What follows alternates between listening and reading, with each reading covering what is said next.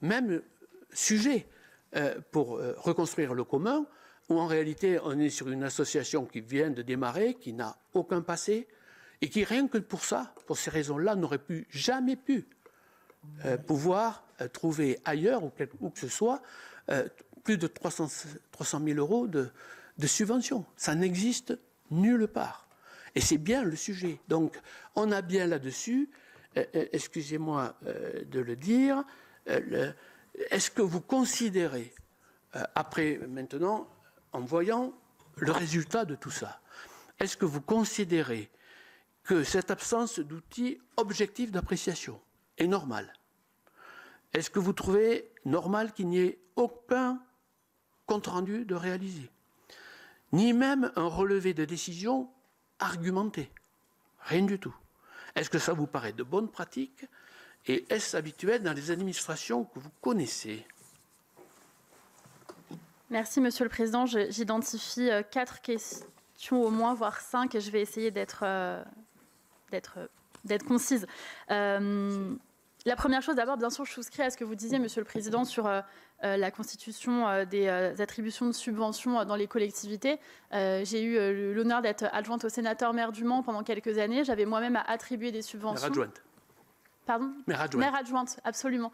Maire adjointe auprès de Jean-Claude Boulard, qui était sénateur maire du Mans. Et j'avais moi-même créé un comité d'attribution des subventions très large pour justement balayer les subventions, qui n'avaient pas de pouvoir de décision, mais qui avaient un pouvoir de consultation, qui était ensuite transmis à l'administration sous ma présidence. Je veux dire cependant qu'il n'existe, à ma connaissance, pas de règles écrites sur la composition des comités de sélection d'appel à projets. Et donc, clair. À ce moment-là, de mon point de vue, nous sommes en toute bonne foi dans le respect des règles de financement et des règles écrites qui existent dans ce cadre. Les membres de mon cabinet qui sont membres du comité de sélection, vous voulez que j'aille plus vite? Allez-y, pardon. Je parlais à un de mes... Pardon, Monsieur le Président.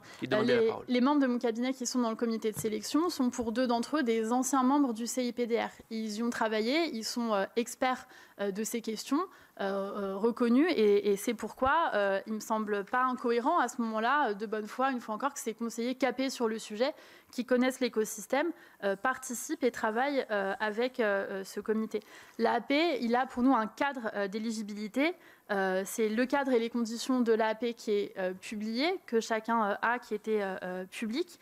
Il ne prévoit pas, effectivement, vous avez tout à fait raison, Monsieur le Président, de notification de refus. En revanche, chaque projet a fait l'objet d'une fiche que vous avez eue d'évaluation de son projet qui synthétise, me semble-t-il, le dossier.